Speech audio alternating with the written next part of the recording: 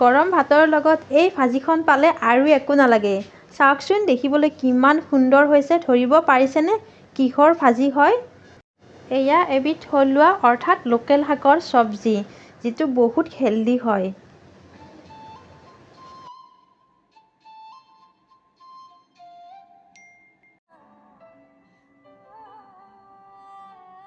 এয়া চাওকচোন কি লৈছোঁ মই।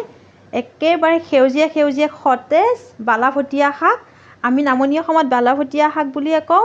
লিখিত ভাষাত এই শাকবিধক জিলমিল শাক বুলি কয়। এতিয়া মই এইখিনি সুন্দৰকৈ কুটি বাছি ল'ম। বহুত পোক পৰুৱা থাকিব পাৰে কিবা।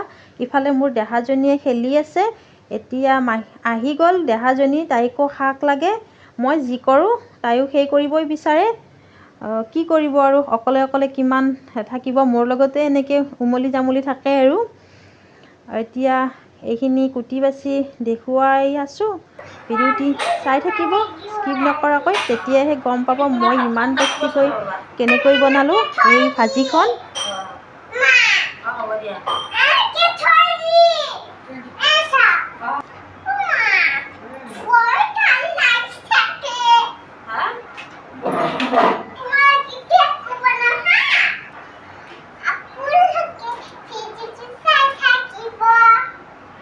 ভিডিঅ' ল'লে মানে তাই আগত আহে।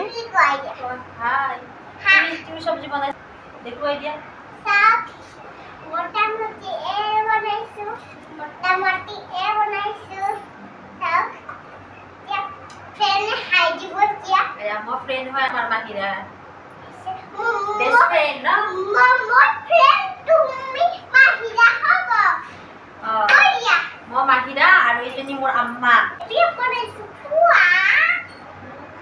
কি বনাইছা এইবিলাক?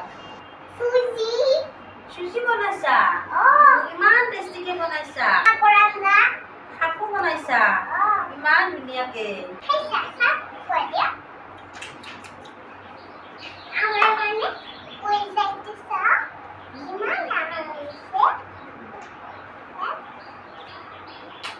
দেহাজনীৰ লগত এনেকৈ উমলি থাকিব লাগে।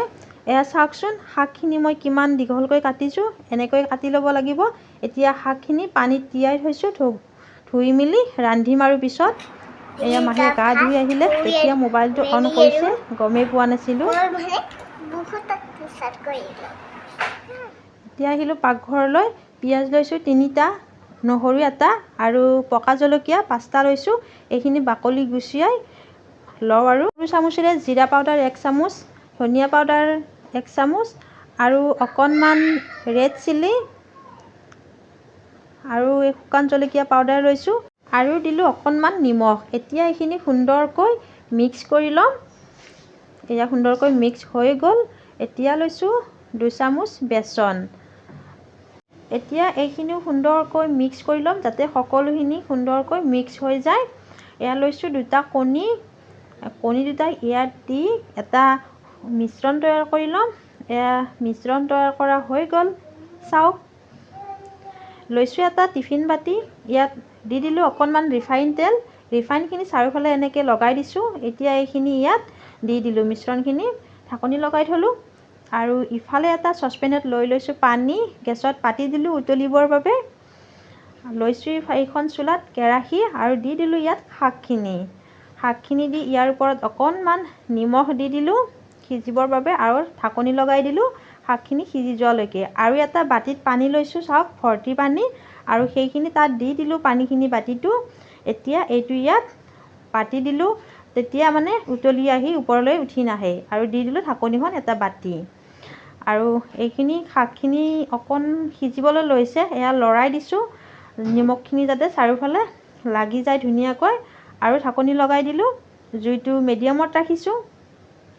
আকৌ ঢাকনি আঁতৰাই চাওক কিমানটোলৈকে হৈছে, দেখুৱাইছোঁ ভালদৰে, দেখিছেনে?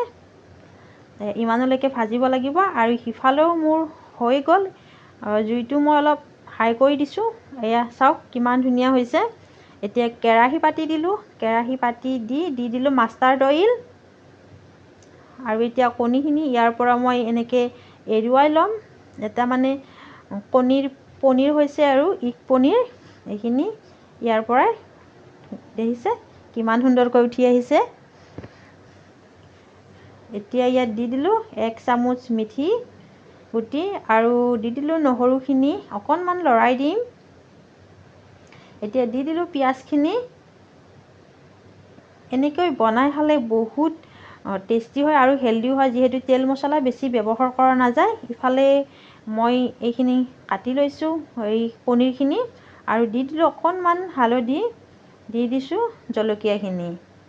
এতিয়া এইখিনি অকণমান সময় ভাজি লৈ পনীৰখিনি ইয়াত দি দিলোঁ। 1 মিনিট সময় লৰাই ভাজিম। যিসকলে মোৰ ভিডিঅ'সমূহ নতুনকৈ চাই আছে অনুগ্ৰহ কৰি চেনেলটো ছাবস্ক্ৰাইব কৰি বেল আইকনটো টিপি দিব। এয়া মোৰ ভাজি লোৱা হৈ গ'ল। এতিয়া ইয়াত দি দিলোঁ সিজাই থোৱা শাকখিনি দি লওঁ মই 3 মিনিট সময় ভাজিম, লৰাই ভাজিম যাতে তলিত লাগি নধৰে আৰু পনীৰখিনি শাকখিনি সুন্দৰকৈ মিলি যায়।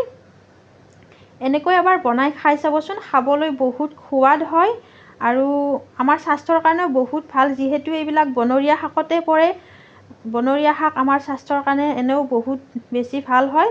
এয়া মই এতিয়া গেছটো অফ কৰি দিম। প্ৰায় মোৰ বনোৱা হৈ গ'ল শাকৰ ভাজিখন। এতিয়া ফাইনেলি লুকটো আপোনালোকলৈ আগবঢ়াম, চাব কেনেকুৱা হৈছে। এয়া চাওক ফাইনেলি লুকটো মোৰ বালিফটীয়া শাকৰ ভাজিখন। গৰম ভাতৰ লগত এই ভাজিখন পালে আৰু একো নালাগে, 1 কাঁহী ভাত খাই দিব পাৰিব। ইমান টেষ্টি হয় এনেকৈ বনালে। আপোনালোকে এবাৰ বনাই খাই চাব। ঠিক আছে, আজি ৰেচিপিটো কেনেকুৱা পালে জনাব।